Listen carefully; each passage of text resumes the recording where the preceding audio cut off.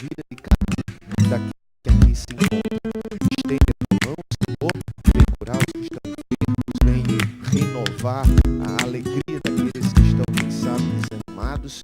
E acima de tudo, dá-nos a certeza da tua companhia conosco, pois oramos em nome de Jesus. Amém, Senhor. Nós vamos ter uma mensagem especial agora pela Keila, não é? A Keila vai louvar a Deus.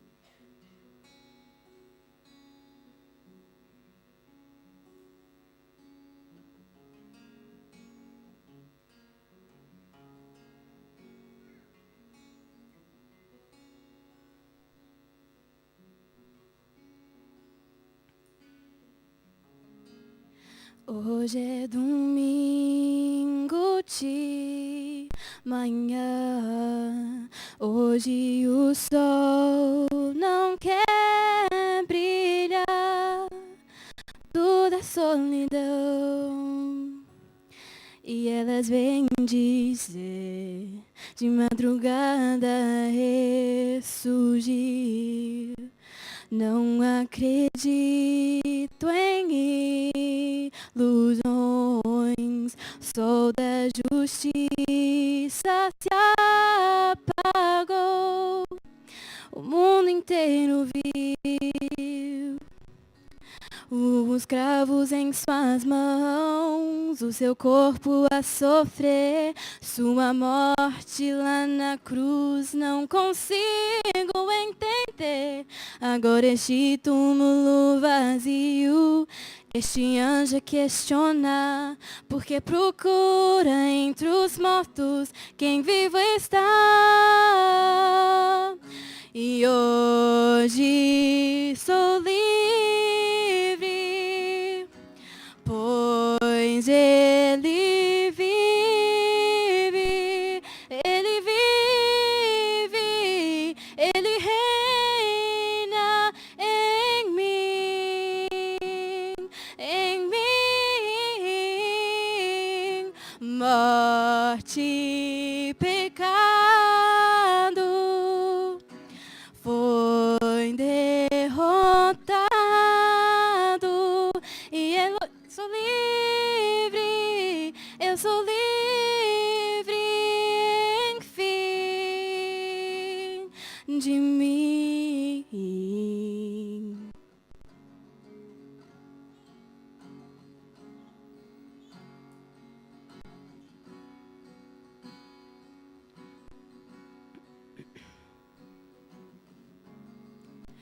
Como Jesus ressuscitou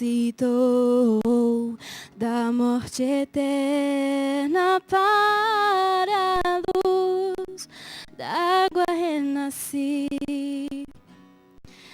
E ela vem dizer, de madrugada ressurgir. E hoje eu sou livre,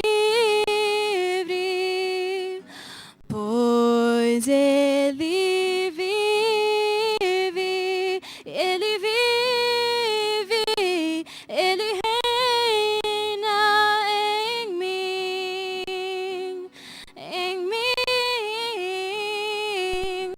morte e pecado foi derrotado E eu sou livre, eu sou livre, enfim,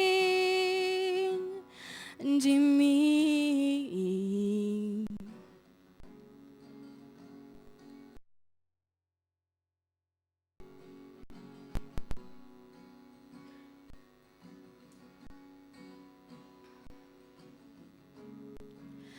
Todos os dias de manhã quero renascer. Amém.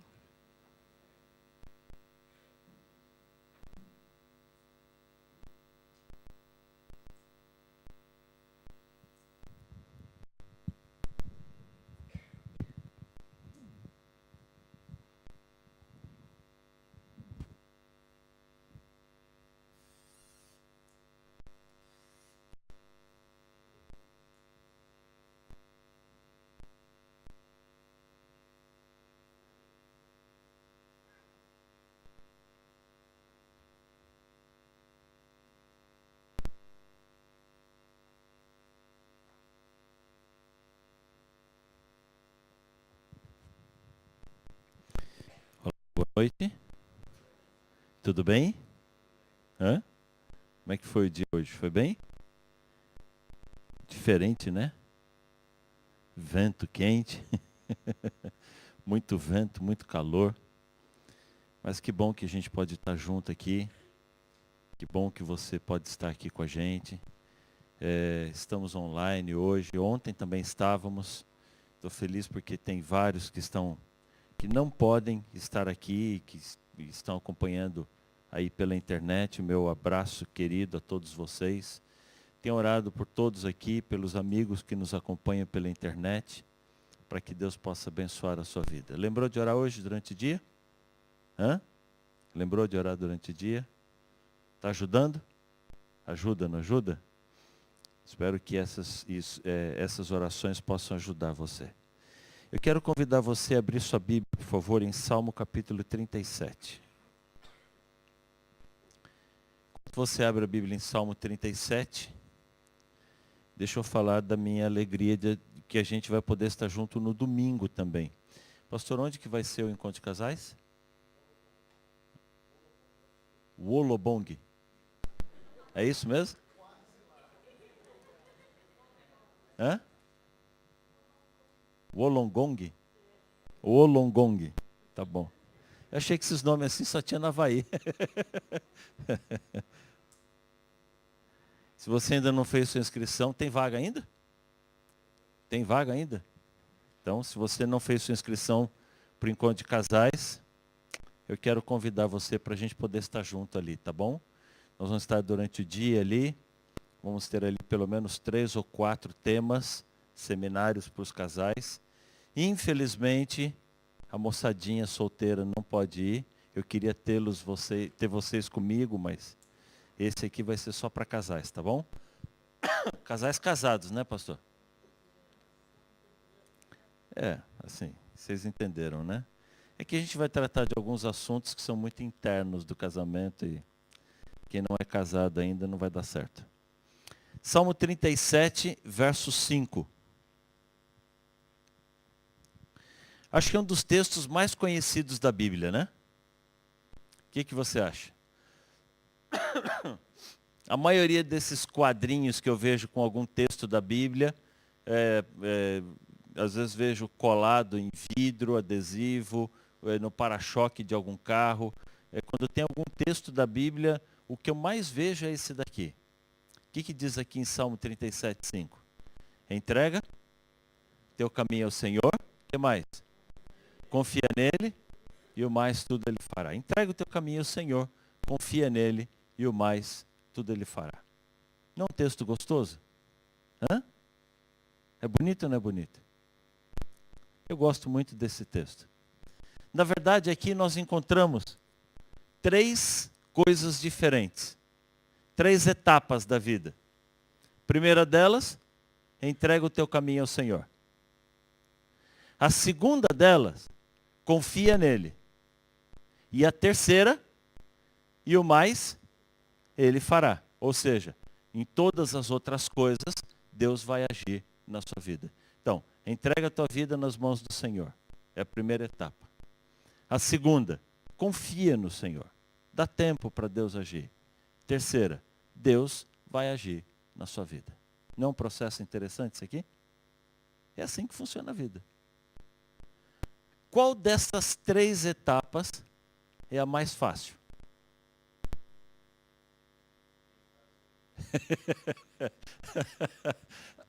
O que é mais fácil? É eu entregar minha vida nas mãos de Deus? É eu confiar em Deus ou Deus fazer todas as coisas? A mais fácil é Deus fazer tudo. Isso aqui não tem nem o que discutir. Deus faz e faz mesmo. Se essa é a mais fácil, qual é a mais difícil? É entregar as coisas nas mãos de Deus ou confiar, dar tempo para Ele agir?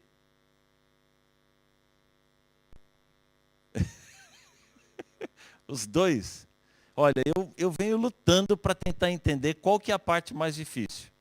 Se é eu entregar, deixar Deus cuidar, ou se é, depois que eu entreguei, confiar o suficiente para ter paciência para esperar Deus agir. Se você ler Salmo 40, verso 1, Davi diz assim: esperei pacientemente pelo Senhor.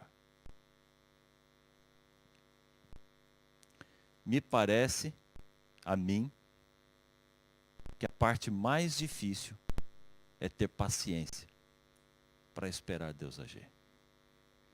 Embora eu reconheço que entregar nas mãos de Deus também não é fácil. E algumas vezes eu já fiquei me questionando por que a gente tem tanta dificuldade de confiar nos planos de Deus. Você já parou para se questionar por que a gente tem tanta dificuldade para confiar nos planos de Deus? E aí eu comecei a estudar um pouco sobre isso. E eu fiz uma descoberta muito interessante. Você sabe o que foi que eu descobri? Que o Salmo 37 não começa no verso 5. Você sabia disso? O Salmo 37 começa no verso 1. Tem 4 versos antes do 5. A gente só conhece o 5. A gente só conhece esse aqui. Entrega teu caminho ao Senhor, confia nele e tudo ele fará. Pronto, isso aqui a gente conhece de cor salteado. Mas ele não começa aqui. Há um processo na vida. Algumas coisas que eu e você precisamos entender antes da gente chegar nesse passo aqui. Como é que começa o verso 1?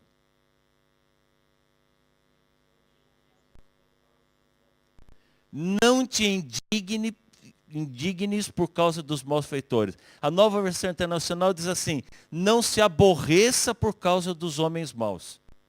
Não tenha inveja dos perversos. Você sabe o que é que eu descobri na vida? A gente tem inveja do pecado dos outros.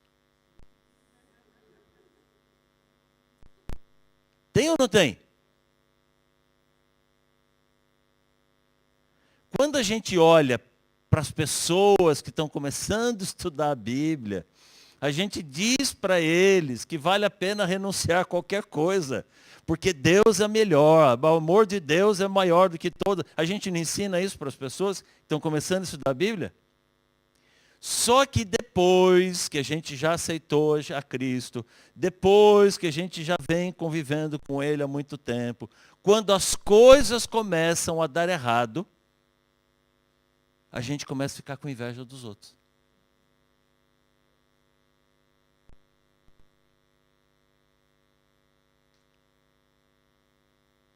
Você faz tudo direitinho. Você chega todos os dias no horário no trabalho. Você se arrebenta de trabalhar. Você sabe que você sabe que tudo que você faz está correto. Você é dedicado, você se empenha de tudo que é jeito no trabalho. Mas quando chega na hora da promoção, quem ganha o cargo de chefia foi aquele outro miserável para não falar outra coisa. Aquele miserável faz tudo errado, só porque ele faz algumas coisas por fora que a gente não tem. A gente é honesto demais para fazer. Você se sente bem nessa hora? Não. Você está entendendo agora o que eu estou dizendo? Aí a gente começa a ter inveja dos outros. Ontem eu falei da menina, né? Ela se veste com modéstia. Ela se veste dentro dos princípios cristãos. Aí vem aquela outra garota toda exibida, que tem as pernas tudo de fora, tem os peitos tudo para fora. E é ela que leva o menino. A menina fala assim, quer saber de uma coisa? Também vou botar para fora.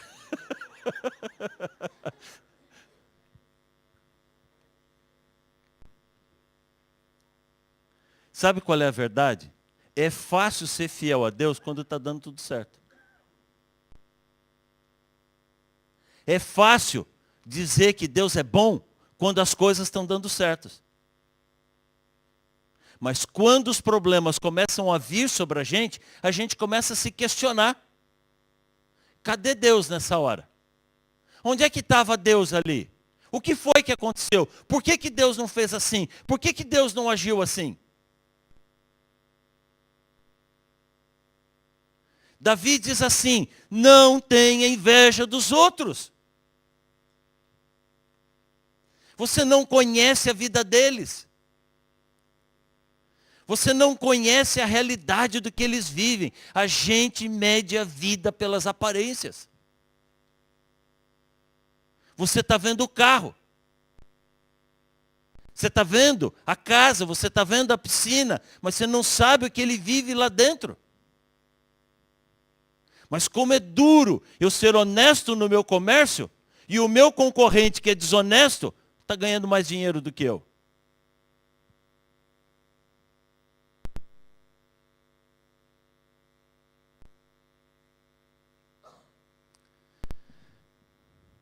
O problema é que nós começamos a medir as bênçãos de Deus pelo nosso progresso social e financeiro. E isso é um problema muito sério. Existe uma lei na vida em que a gente precisa levar vantagem. E eu não sei como isso funciona em Portugal. Mas o Brasil vive uma pressão muito forte em cima disso daqui. Você tem que levar vantagem. Vocês já ouviram falar na lei de Gerson? A lei de levar vantagem. A lei de Gerson diz que você tem que levar vantagem.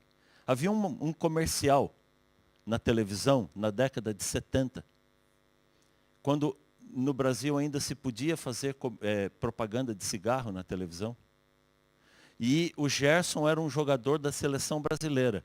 Põe a imagem dele para mim, por favor, Nicole, por favor. O Gerson era jogador da seleção brasileira, esse camarada aí.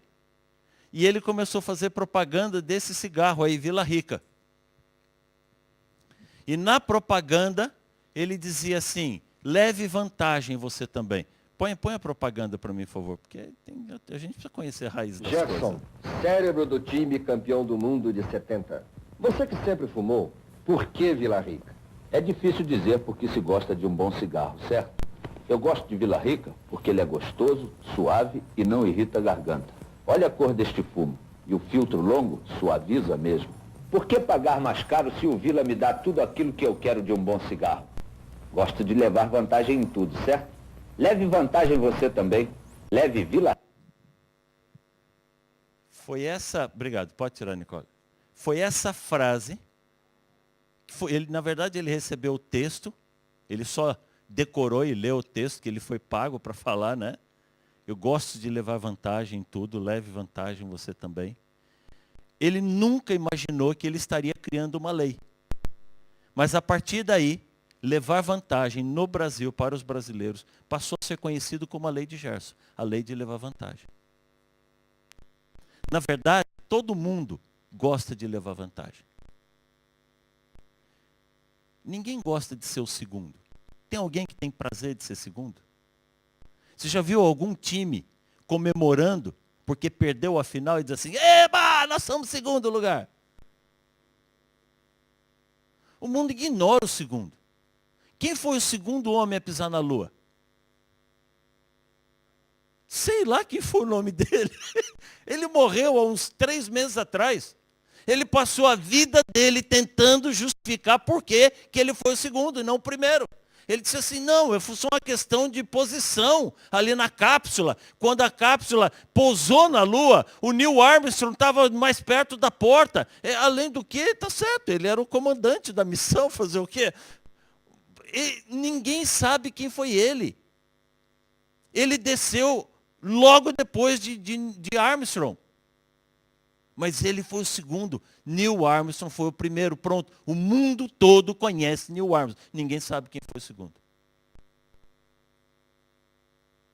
Você sabe? Hã? Parabéns.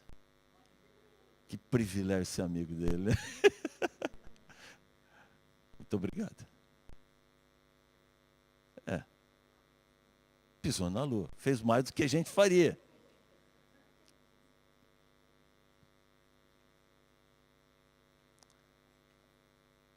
Mas o mundo gosta de levar vantagem.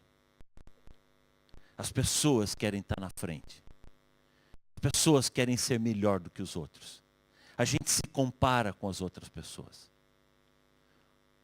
O meu carro é ótimo. Eu tenho um Honda Civic, que para o Brasil é um carro excelente. Tem banco de couro, tem direção hidráulica, tem vidro elétrico, tem trava elétrica, tem airbag duplo. Ele só tem um problema. Ele é um senhor idoso.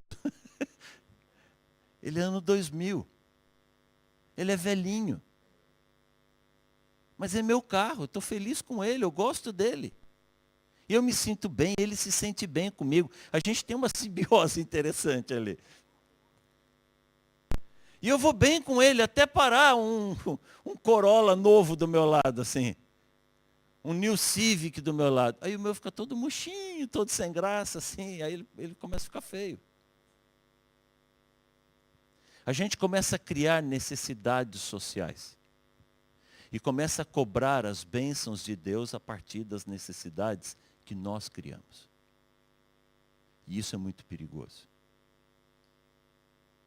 Eu sei que Portugal vive uma situação melhor, mas infelizmente no Brasil, quando um motorista de táxi devolve uma carteira com dinheiro dentro para o dono, ele é notícia de jornal de repercussão nacional.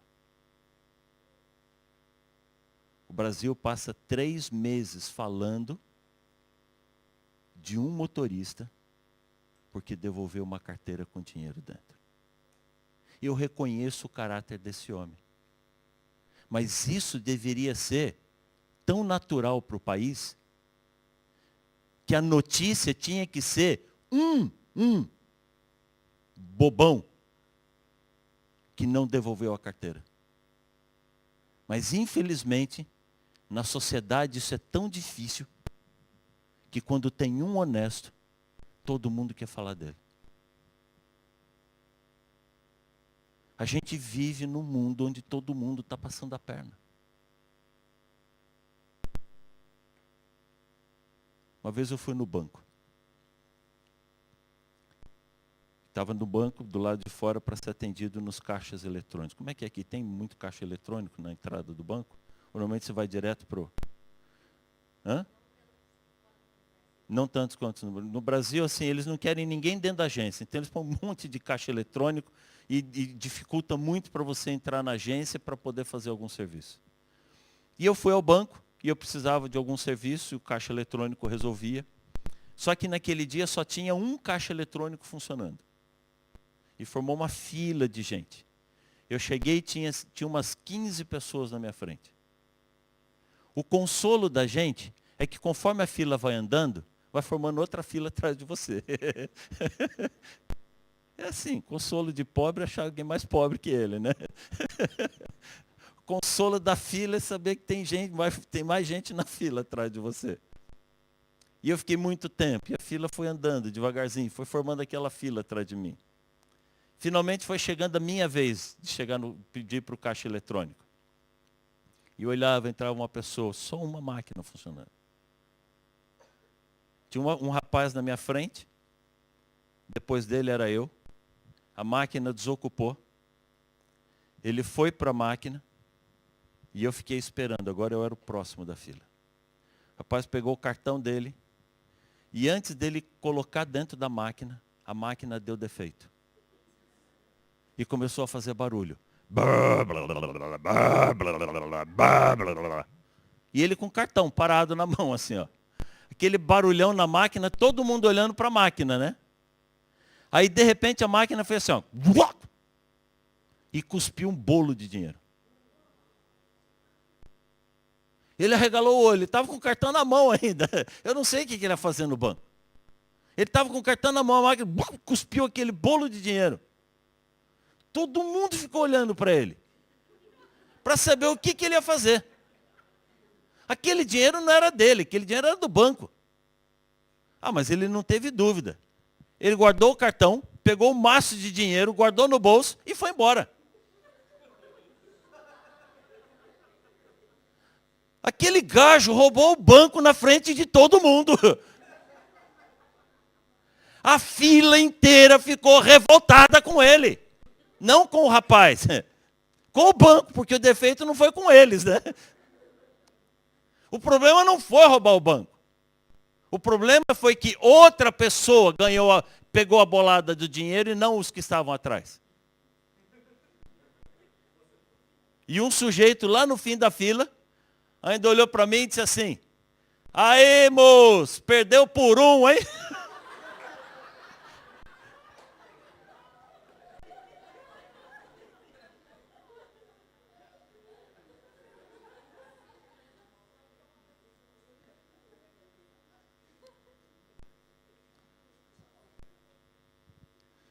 Filho, vivendo em um mundo como esse, como eu vou ser feliz sendo honesto?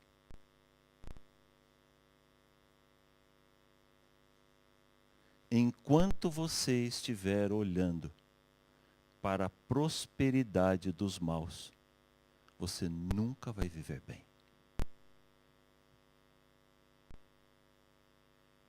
Deus sabia, Deus conhece o meu coração. Deus conhece o seu coração. Deus sabia em que tipo de sociedade a gente ia viver. Por isso ele disse, não se aborreça por causa dos maus. Não tenha inveja dos pecadores. Você não conhece a vida deles. Sabe o que ele diz no verso 2? Como o capim, logo secarão. Como a relva, logo murcharão. Eles não são felizes. Eles não vivem bem. Não existe uma coisa mais gostosa nesse mundo do que encostar a cabeça no travesseiro em paz e dormir o sono do justo. Não há dinheiro nesse mundo que pague isso daqui. Então não comece a misturar as coisas. E aí ele diz assim, verso 3, confia no Senhor. E faça o bem. Faça o certo porque é certo. Confie no Senhor e faça o bem, porque assim você habitará na terra. Assim você vai desfrutar de segurança. Deleite-se no Senhor e Ele, Deus, atenderá os desejos do seu coração. Sabe o que Davi está dizendo aqui? Deus está pronto para atuar na sua vida. Mas você, eu e você, precisamos aprender a confiar em Deus. Ontem eu falei de José. Você quer um exemplo maior do que José? Perseguido, maltratado, injustiçado, abandonado. Sempre confiando em Deus. Quanta gente falou para ele, José, larga de ser bobo. Esse teu Deus não te leva a nada. Essa tua religião não te leva a lugar nenhum. Quantas vezes você ouviu isso? Por quê? Sábado, que isso? Você tem que tirar um dia para Deus, pode ser qualquer um. Por quê? Dízimo? Que bobagem. Filho, eu vou dizer duas coisas para você hoje. Primeira, vale a pena confiar em Deus. Segundo, se você confiar em Deus, esteja preparado para perder. Porque não é todas as vezes que você devolver a carteira para alguém, que a pessoa vai olhar para você, sorrir, tirar um dinheiro e dizer assim, olha, isso aqui é para demonstrar minha gratidão a você. Muita gente não vai nem olhar para trás, não vai nem olhar na tua cara, nem dizer muito obrigado. E se você se sentiu mal, tua vida está errada. Eu não devolvi a carteira para receber recompensa, eu não devolvi a carteira para ganhar um sorriso em troca, eu não devolvi a carteira para aparecer no jornal da cidade. Eu faço o que é certo porque é certo. Eu coloco a minha vida nas mãos de Deus. E eu sei que o meu Deus trabalha por mim. Ainda que as coisas não sejam como eu imaginava. Ainda que as coisas, que os planos comecem a dar tudo errado. Vale a pena confiar no Senhor. Quando eu aceito o plano de Deus para a minha vida, as coisas falham. A gente não sai ganhando sempre. Eu tenho que estar preparado para perder, mas Deus não está preocupado com isso. Nós criamos critérios e queremos julgar Deus a partir daqui.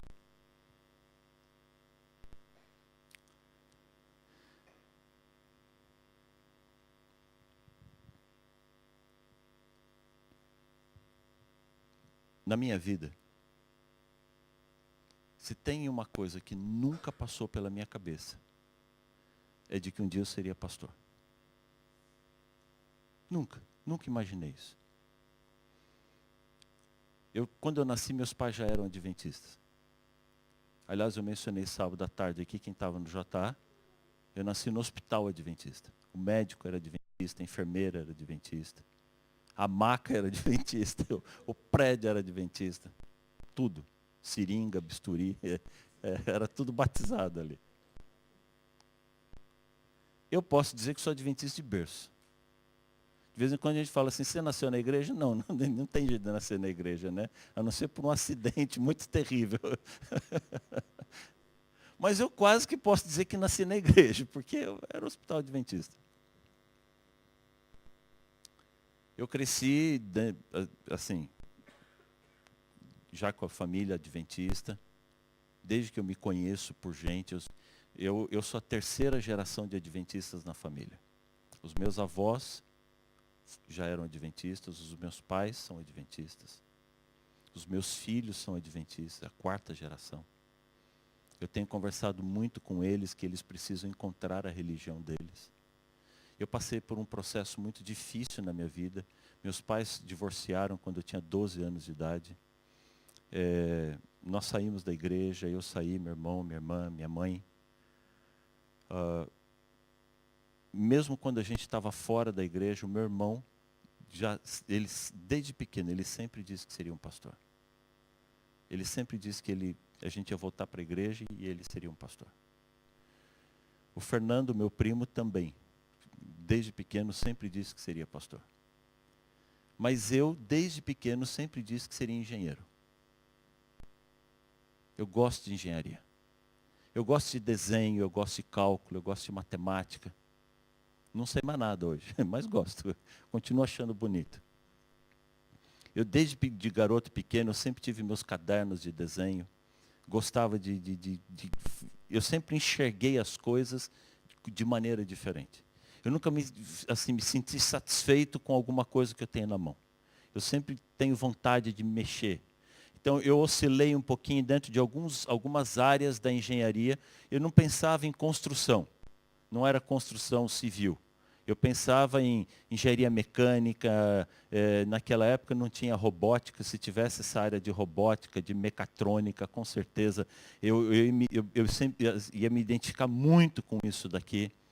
Mas eu estava com a minha vida organizada, planejada. Nós voltamos para a igreja, eu abri o clube de desbravadores ali na cidade, eu era diretor do clube de desbravadores, eu e meu irmão fazíamos evangelismo ali na cidade, a gente ajudou a fundar algumas igrejas, então eu já estava trabalhando na igreja, eu estava me envolvendo, estava me preparando já para a faculdade de engenharia, eu comecei a fazer o high school, o ensino médio, na área de exatas. Eu tinha 9 aulas de matemática por semana, era matemática e matemática aplicada. Eu tinha 10 aulas de física, tinha 8 aulas de química. Eu estava assim, mergulhado nessa área de exatas e tentando me preparar. Eu trabalhava de dia, estudava à noite. A minha formação educacional não era tão forte assim, mas dentro daquilo que eu podia, e as matérias que eu gostava era isso daqui. História, geografia, língua portuguesa, eu sempre tinha muita dificuldade, mas quando falava nas contas, eu me deliciava ali na matemática. Quando eu estava terminando o 2º ano do ensino médio, uma manhã, eu acordei com a sensação, a impressão, de que Deus estava me chamando para ser um pastor. Aquilo me incomodou muito durante o dia. Eu passei o dia com aquilo na cabeça. E eu cheguei à noite, tive uma conversa séria com Deus. Antes de dormir, eu falei, Senhor, quando eu voltei para a igreja, eu disse que estou disposto a seguir o teu plano para a minha vida. Eu fiz uma busca, passei por uma jornada, eu frequentei várias denominações. Eu fui para dentro de centro espírita, de casa de umbanda. Eu vi curas espirituais, eu convivi com muita coisa. Então, quando eu voltei para a igreja, eu tinha convicção do que eu estava fazendo. Essa não é a igreja dos meus pais, essa é a minha igreja. Eu sei o que eu estou aqui, não estou aqui de brincadeira. Mas eu falei, Senhor, eu nunca vou dizer não para o Senhor. Mas eu vou te pedir um favor. Me dá uma outra opção. Eu não sei se de fato o Senhor está me chamando para ser um pastor. Eu só tive essa impressão. Se não for isso, esquece tudo que eu estou conversando, esquece essa história aqui, deixa para lá. Agora, se for isso, eu vou te pedir um favor. Estuda uma outra maneira de eu te servir. Eu quero te servir. Eu posso te servir trabalhando aqui como engenheiro, ajudando na igreja. A igreja precisa disso daqui. Me dá uma outra coisa para fazer. E fui dormir. E aí no dia seguinte eu já não tinha mais aquela sensação de que Deus estava me chamando. Agora eu tinha certeza. E isso me incomodou mais ainda. Porque aquela convicção veio muito forte. E não era para servir a Deus de qualquer maneira. Eu não sei por que Deus chama algumas pessoas para uma coisa, outra para outra. Não chama todo mundo para ser pastor. Não existe uma igreja só de pastores. Eu conheço gente que queria ser pastor e não foi chamado, não conseguiu. E olha o meu caso, que não queria ser, e Deus falou, filho, eu quero que você seja. Eu não estou discutindo se é melhor ou não ser pastor. O que eu estou discutindo é que vale a pena servir a Deus, não importa qual seja o plano de Deus para a sua vida. Mas para a minha vida foi esse o plano. Aquela noite eu voltei e falei, Senhor, lembra da nossa conversa de ontem? Eu não sei se eu não fui muito claro, então hoje eu vou ser bem claro.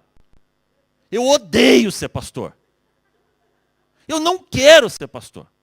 Eu quero fazer a tua vontade. Eu quero seguir o teu plano, mas não esse. Eu não sei pregar, eu nunca preguei. Eu não tenho paciência para conversar com as pessoas. Eu odeio história. Imagina, eu tenho que estudar língua morta, grego, hebraico. Não dá certo, Senhor. Eu gosto de matemática, eu gosto de física. Me dá chance de te servir em alguma outra área. No dia seguinte eu fui para a igreja, era sábado. Encontrei uma senhora lá na igreja, que eu gostava muito dela, e que Deus sempre conversou com ela de de uma maneira muito especial. E aquela mulher veio, quando ela me viu, ela veio correndo e disse, Paulo, eu precisava ver você. Olha, você é muito danado, você não fala nada pra gente. Se Deus não me conta, eu não fico sabendo. Eu falei, como assim, Marta? Falou, Deus me contou essa noite que você vai ser pastor. O Fernando eu já sabia, o Elton eu já sabia, mas você fica quietinho, né? Mas Deus me contou, vem cá, me dá um abraço. Eu cheguei louco da vida em casa. Falei, Senhor, nós não resolvemos esse assunto, como é que o senhor está contando para os outros? O senhor não pode sair espalhando essa história para os outros assim. Espera lá, nós estamos conversando esse assunto, é o terceiro dia hoje. Vamos com calma. Eu não quero, eu já disse, eu vou fazer a tua vontade, mas não pressiona desse jeito. Eu vou resumir um pouquinho essa história para você. Essa batalha durou 1 ano. 1 ano. 360 dias, 360 chamados. 360 noites, 360 pedidos de reconsideração. Você não sabe a luta na minha vida.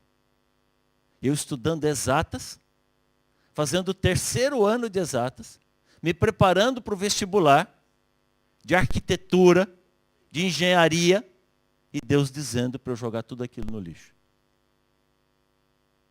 Eu terminei o ensino médio. Eu precisava prestar o vestibular. Eu não sei se quem não é brasileiro sabe o que é vestibular. Hã? Portugal tem vestibular? É uma prova que tem que prestar. A faculdade tem 100 vagas e tem 2.000 pessoas que querem estudar lá. Então faz uma prova para qualificar só os melhores. Isso é um massacre na cabeça do jovem. A gente sofre demais com esse negócio chamado vestibular. E eu precisava prestar o vestibular para quê? Que é aquela luta, aquela batalha. Por fim, eu entendi que Deus podia estar enxergando alguma coisa que eu estava relutando para enxergar. E eu fiz uma oração e falei assim, Senhor, o Senhor sabe que não é isso que eu quero. Eu detesto essa ideia. Mas se esse é o teu plano para a minha vida e não tem outra opção, eu vou aceitar. Eu vou prestar o vestibular para teologia. Eu não estou preparado para o vestibular. Especialmente porque teologia, o que mais pesa é a área de língua portuguesa. Essa é a área que eu sou mais fraco. Mas eu vou prestar o vestibular. E vou pedir para o Senhor mostrar ali.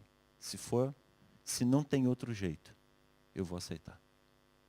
E eu fui para a prova, fiz minha inscrição, fiz inscrição também para a engenharia.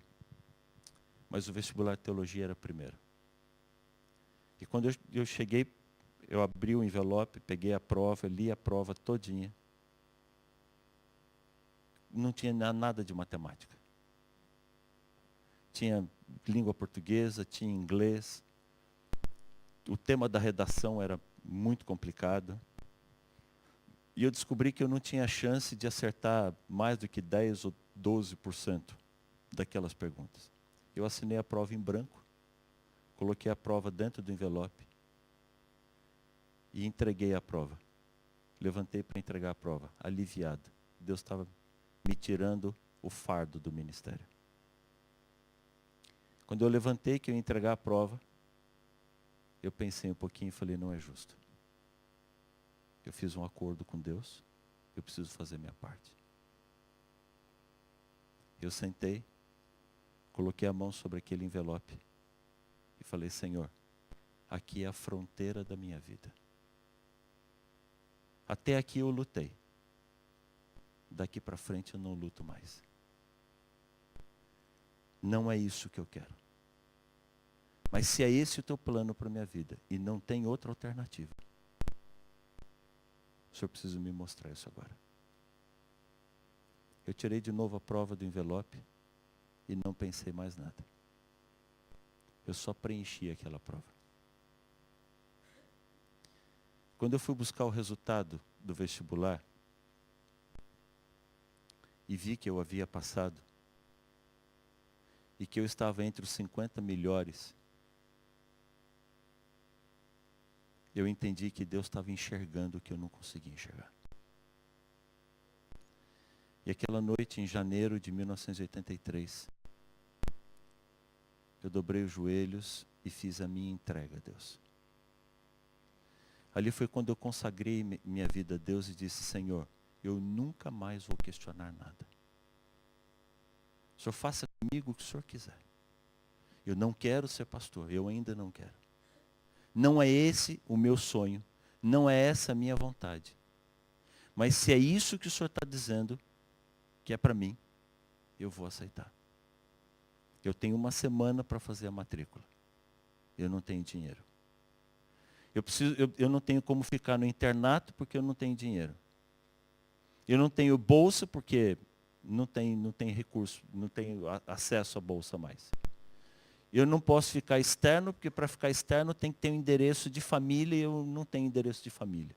Eu não tenho nada. Eu estou renunciando a tudo da minha vida. Sem nada, sem nenhuma perspectiva de futuro. Mas é esse o teu plano, eu estou aceitando. Eu voltei para Taubaté para pedir demissão do escritório de contabilidade onde eu trabalhava. Eu era office boy. Eu andava com pastinha debaixo do braço, visitando os clientes do escritório para fazer os acertos. Eu ganhava um salarinho desse tamanhozinho assim. Quando eu cheguei no escritório, o dono do escritório falou: Paulo, que bom que você chegou. Você tirou férias, você está 30 dias fora daqui, os clientes estão apavorados atrás de você. Eu descobri que os meus clientes adoram você. Eu descobri que os meus clientes gostam mais de você do que de mim. Confiam mais em você do que em mim. E eles estão dizendo já que se você mudou de escritório, eles vão levar a firma deles para outro escritório. Você tem um dom para trabalhar com as pessoas que eu não tinha percebido. E durante o seu período que você estava de férias, eu fiquei imaginando como aproveitar isso. E eu cheguei à conclusão de que eu vou ganhar mais dinheiro trabalhando para você do que tentando ser seu patrão. Eu quero dar meu escritório de presente para você. Eu falei, como assim? Falou, hoje você não pode assinar nada, porque você não tem formação para isso. Faça a faculdade de contabilidade, de ciências contábeis. Assim que você se formar e pegar a carteirinha do Conselho Regional de Contabilidade, no mesmo dia nós vamos no cartório. Eu vou passar 51% do escritório para você. Você vai ser meu sócio majoritário, você vai ser o dono do escritório e eu vou trabalhar para você. Nós vamos ganhar muito dinheiro. Eu falei, eu não posso. Ele falou, não, se você já tem outra proposta, considera, porque eu levei quase 20 anos para construir isso. Eu falei, não, você não entendeu. Eu não posso. Eu vim aqui pedir demissão porque eu estou indo para São Paulo, que eu vou fazer teologia. Eu vou ser pastor. Espera lá. Eu estou dando meu escritório de presente para você. E você está dizendo que não vai aceitar porque você vai ser pastor? Eu falei, olha, é confuso explicar isso. Mas, de fato, é isso mesmo. Como é que você acha que eu saí do escritório aquele dia? Feliz da vida? Senhor, obrigado, porque eu nunca tive nada e acabei de perder um escritório. Eu saí derrubado. Eu saí derrotado. Eu falei, Senhor, pera lá, também não precisa pegar tão pesado assim. No dia seguinte, eu liguei para o meu regional de desbravadores. Lá no Brasil, o Clube de Desbravadores funciona, uma quantidade de clubes tem um voluntário que atende. É um trabalho voluntário, é ligado às ações. E eu liguei para esse meu regional de desbravadores, o Daltro. Eu sempre gostei muito dele, porque ele muito. Segundo, porque ele trabalhava na Embraer. Você sabe o que é Embraer? Brasileira de aviões. É a maior fábrica de jatos executivos do mundo. Ela concorre diretamente com a canadense Bombardier. Hoje fabrica jatos para até 150 passageiros. Uma empresa grande, bonita. Perto de casa, em São José dos Campos. Cidadezinha vizinha de Taubaté. Liguei para ele e falei, Daltro, eu estou ligando para você para te avisar que eu vou sair do Clube dos Bravadores porque eu vou para São Paulo fazer teologia. Falou, tá bom. Vem aqui na Embraer para a gente conversar amanhã. Falei, tá. Dia seguinte, fui cedinho para a rodovia, pedi carona com caminhão, porque eu não tinha dinheiro para pagar passagem. Cheguei lá na Embraer. Ele me levou para passear por toda a fábrica de aviões. Eu conheci todo o processo de fabricação de avião. De onde montava as pecinhas do painel do avião, até a linha de montagem final. Naquele época, estava retirando 5 aviões que haviam ficado prontos. E eu vi os pilotos da Força Aérea decolando com os aviões no quintal da empresa. Ele me levou para almoçar no refeitório da empresa. Estava assim, babando. Escorria baba pela camisa, assim. Ele olhou para mim e falou, e eu falei, isso aqui é um sonho, é um lugar maravilhoso. Ele falou, então, vem trabalhar aqui. Eu falei, como assim, Daltro? Ele falou, eu tenho uma vaga para você aqui. Eu falei para você que eu vou ser pastor. Ele falou, não, você não entendeu. Deus está chamando você para servir a Deus. Você pode servir a Deus sendo um regional dos bravadores. Eu estou com 60 anos de idade, eu vou aposentar daqui 2 anos. Eu já preciso preparar alguém para ser regional no meu lugar. Já faz tempo que eu estou de olho em você não sabia disso. E eu entendo que para você poder servir a Deus, você tem que ter um bom emprego, para não se preocupar com a parte financeira, e que te dê os finais de semana livre para você trabalhar bastante com Deus no final de semana. E eu já venho arrumando alguma coisa para você. Eu sei que você adora engenharia. E quando você me ligou ontem, eu procurei a diretoria da empresa. E só fechei o que eu já vinha tramando há muito tempo. E eu consegui para você uma vaga no departamento de engenharia da Embraer. Você vai entrar como estagiário. Vai ter um bom salário. Um grande salário para o Brasil, um grande salário, uns 5 mil reais por mês. Eles vão te dar bolsa de estudos no Instituto de Tecnologia Aeroespacial, no ITA. E quando você se formar, você vai ser engenheiro, vai ser projetista de aviões. Teu salário vai quintuplicar e você ainda vai ter participação no lucro dos aviões que você projetar. Eu queria arrumar um emprego desse para o meu filho. Mas não consegui. Mas consegui para você. Eu falei, Daltro, eu estou morrendo de raiva de você.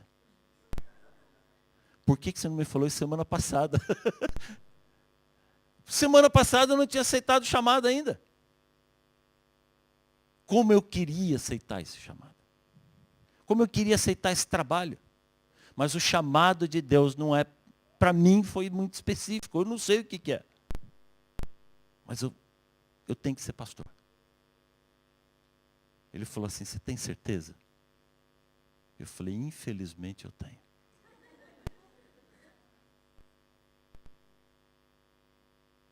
Recusei o emprego dos meus sonhos. Voltei para a beirada da rodovia Presidente Dutra. Para pedir carona em caminhão para voltar para casa, que não tinha dinheiro para pagar o ônibus. Como é que você acha que eu saí da Embraer aquele dia? Senhor, muito obrigado. Eu saí destruído. Eu saí derrubado, derrotado. Eu orei e falei, Senhor, eu não aguento tanta tentação assim. Eu nunca tive nada. Nunca ninguém veio bater na minha porta oferecendo emprego. E agora que eu renunciei ao emprego que eu tinha, vem esses chamados assim, esses convites, eu não aguento isso. Aquela noite, eu fui buscar consolo na única pessoa que podia me consolar. Nós namorávamos há 2 anos e meio. Ela frequentava a mesma igreja que eu, me ajudava no Clube dos Bravadores junto comigo. Nós estávamos falando em casamento. E a minha noiva olha para mim e diz assim, escuta, você vai em frente mesmo com essa bobagem de ser pastor? Como assim? É simples. Eu comecei a namorar com um engenheiro e não vou casar com pastor. Eu falei, não, filha, até você? Até tu, Brutas. Não é possível. Não, eu não vou casar com pastor. Quando nós terminamos aquela noite,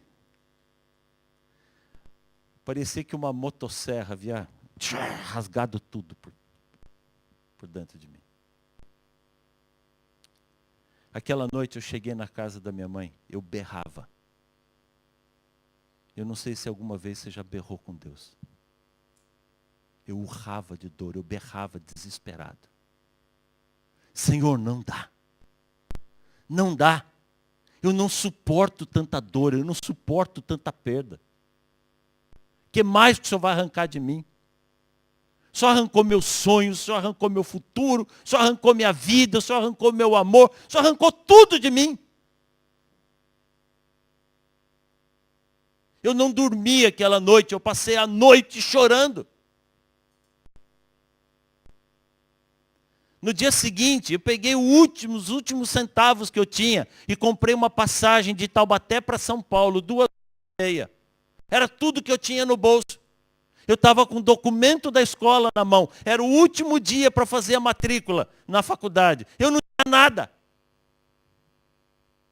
Eu cheguei no ônibus, eu parecia um zumbi, um ET, deformado, de tanto chorar à noite. Eu desci do ônibus numa rodoviária enorme lá em São Paulo, sem saber para onde ir. Aí eu lembrei que o Fernando estava lá na casa da minha tia, em São Paulo. Liguei para lá. Oi, primo, tudo bem? Tudo. Ele virou para mim e falou, você já fez tua matrícula? Eu falei, não, ainda não. Cara, hoje é o último dia. Eu falei, filho, você não sabe o que eu estou vivendo. Aí ele olhou para mim, virou para mim e disse assim, você vai ficar onde? Eu falei, não sei ainda, cara. Ele falou, olha, eu falei com a tia Nilda aqui. E ela disse que ela tem um quarto aqui na casa dela que está vazio. Dá para ficar nós dois. Anota o endereço aí que você vai precisar botar esse endereço lá na ficha de matrícula. Falei, tá bom. Falei, tá bom, senhor, já tem endereço. Mas e o resto? Liguei para o meu pai. Meu pai falou, filho, onde você está? Eu falei, estou na rodoviária. Ele falou, papai está indo aí pegar você. Saiu da Praça da Sé, pegou o carro, foi lá, me pegou na rodoviária em São Paulo. Me levou lá na faculdade, no caminho ele disse assim, filho, o pai está tão orgulhoso que você vai ser pastor. Eu falei, obrigado, pai. Ele falou, não, filho, tem um contexto de família, você não sabe, você está pagando uma dívida minha. O pai queria muito poder pagar a sua faculdade, mas não tem como.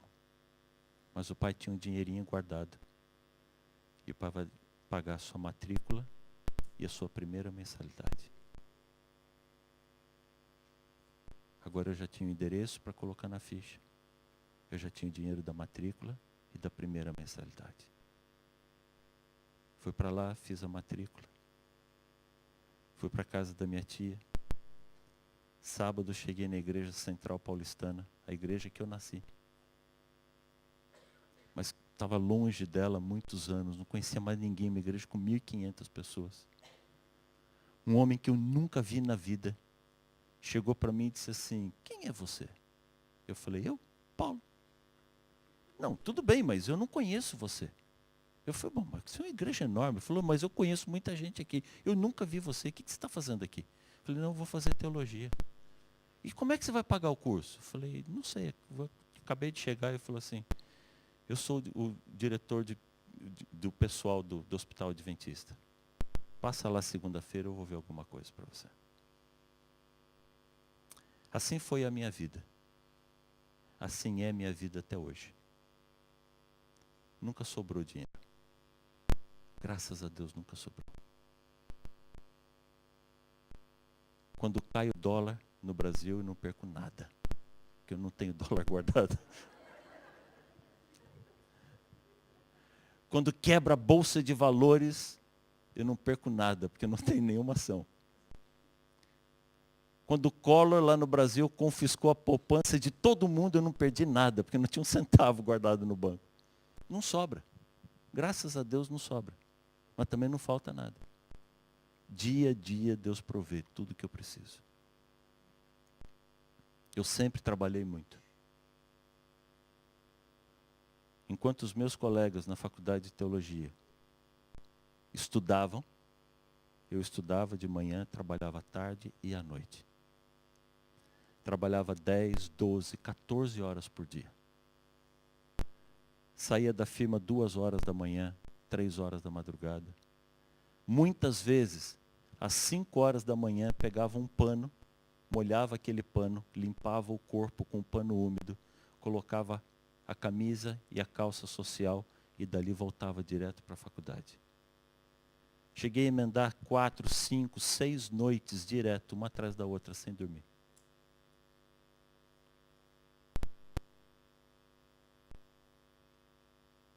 Depois de trabalhar tanto assim, geralmente dia 14, eu não sabia ainda como que eu ia pagar a faculdade.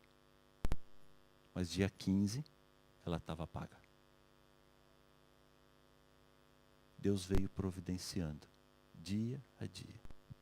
Deus vem suprindo todas as minhas necessidades. Hoje faz 26 anos que eu sou pastor.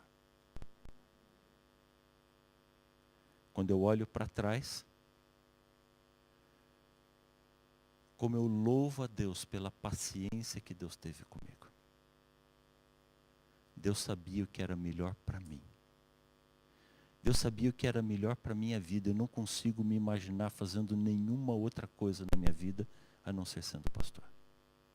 Eu adoro, eu sou apaixonado pelo meu trabalho. Deus me chamou, não porque Ele precisava de mim, mas porque eu precisava de Deus.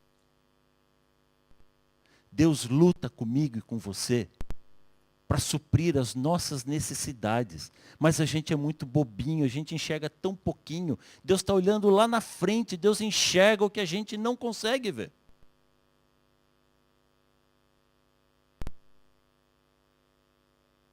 Eu sou o homem mais realizado desse mundo com o meu trabalho. Aliás, eu olho para as renúncias que eu fiz. Sabe o que foi que eu perdi? Nada. Nada.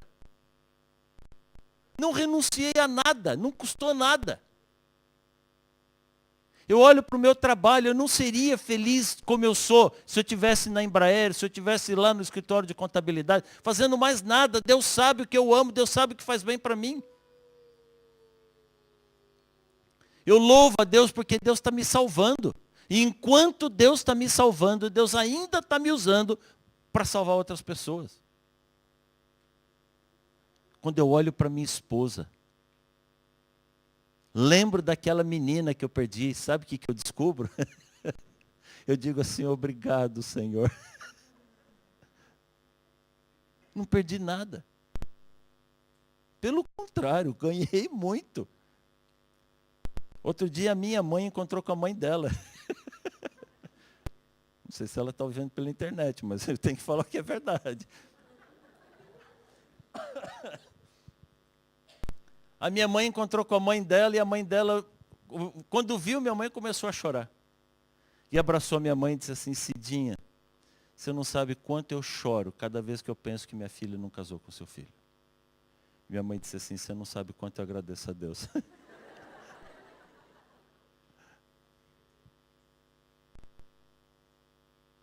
Você entendeu o que o Sr. White diz? Se você perder o céu, perdeu tudo. Se você ganhar o céu, ganhou tudo. Então, filho, não erre nessa escolha.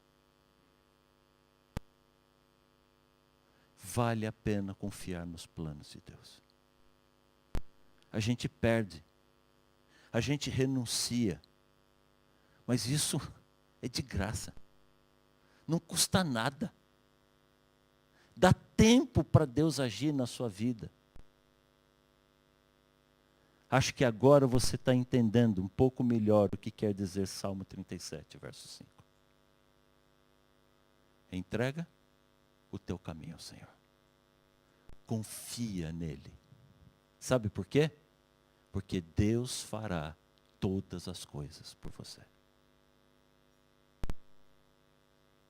Eu sou testemunha vivo disso. O cuidado que Deus tem por mim e por você é sensacional. Deixa eu te fazer uma perguntinha. Você tem medo do quê? Você tem receio do quê? Então deixa eu te fazer um convite.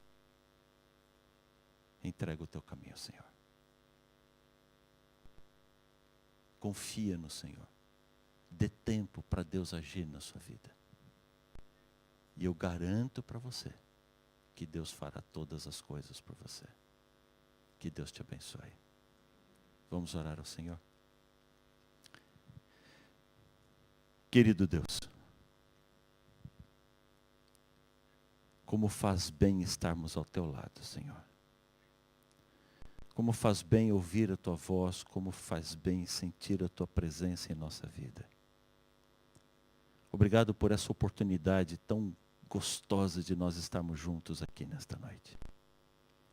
Obrigado pelo cuidado que o Senhor teve conosco durante o dia. O vento sopra lá fora, mas aqui dentro nos sentimos seguros e guardados pelo Senhor. Assim é exatamente assim a nossa vida. O inimigo nos cerca com perigos, com problemas, com maldade, com tentações. Sopra de todos os lados tentando nos derrubar.